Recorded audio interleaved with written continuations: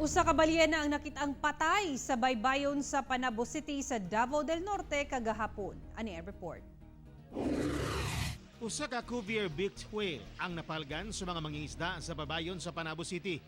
Doon na kinigibug ato nga bana ang kapin usa ka tonelada o gitas-on nga 18 feet.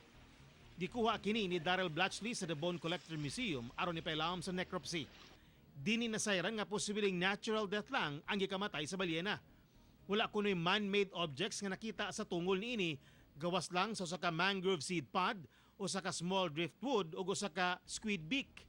Hinoon, dalahon pa kuno nila sa Manila ang ubang samples alang sa makuting pag-examine sa balyena.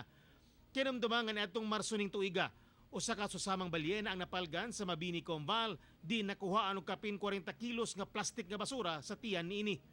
Ginaawag ni Blatch nga katawhan nga likayan ang paglabay og basura nga mopadulong sa dagat kay makaon kini sa mga balyena. Ako si Teco Campo para sa One Mindanao.